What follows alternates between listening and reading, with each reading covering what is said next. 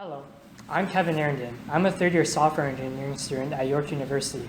Prior to taking this course, I knew very little about embedded systems. However, after taking this course, now I understand how to program particular embedded systems such as the Raspberry Pi, which we use for this project, and the HCS-12, which we use for the lab. Hello, I'm Kajanan Kanathipan, and I'm a third-year electrical engineering student at York University. I think that taking at least one embedded systems course is important for any future engineer. There are many embedded systems in this world, from something as small as watches, calculators, and wireless mouses, to complex things such as traffic light controllers, cars, and don't forget DC motors. As embedded systems are becoming more prevalent in this world, it is important that engineers and future engineering students such as yourselves are exposed to new types of embedded systems. The project that we have built is called the Smart Mirror. We think it's important that technology caters to everyday people, and that's what the goal of this project was, to make information readily available for people. This is already being done in companies such as Google, developing futuristic technology such as self-driving cars and the Google Glasses, potentially enhancing the way we live. Here, only being undergrad students with a limited amount of time and budget, the components we use are not state-of-the-art. They're just old components we slapped on together, such as this monitor and the Raspberry Pi, which I've always had. The Raspberry Pi is an easy embedded system anyone can program. The Smart Mirror was originally designed by Michael Tiu.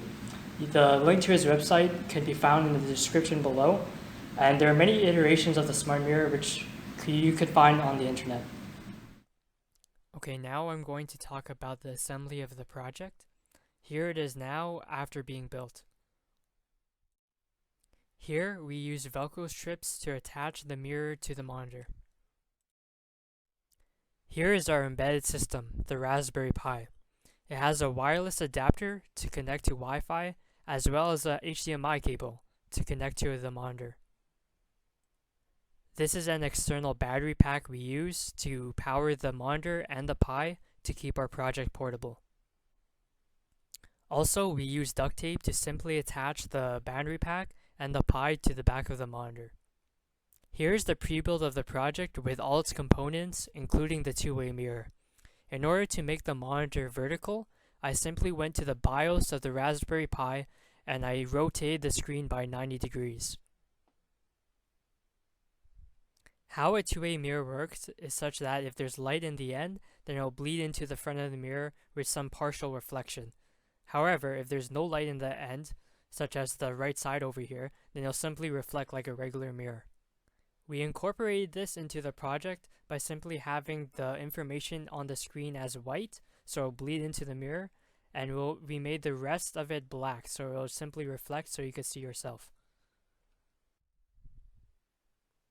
Here are simple before and after pictures, before we attach the mirror to after we attach the mirror.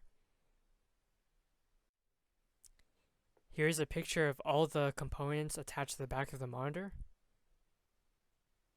By attaching a regular USB keyboard and a USB mouse, you could use the Raspberry Pi as a regular computer, allowing you to program easily. In terms of software, how I created this project was by setting up an Apache web server and by creating a PHP website. The website contains all of these components, as you can see here. The first component is the time and date, which is simply obtained from the operating system we use, which is Raspbian. The second component I used is a 2-week calendar. Here you could use any .ical file, provided that there's a link to it online. Another component I used is a weather module. Here it displays the 5-day forecast. You could get a free API key at openweathermap.org, which allows you to dynamically get information of the weather in real time. The last component I have is a messages module.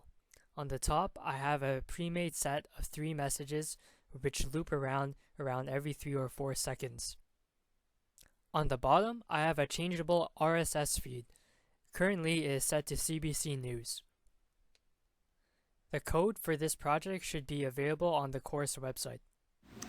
Thank you for watching our video. I hope you learned more about embedded systems and hopefully you get some inspiration from the project we built. Thank you for watching.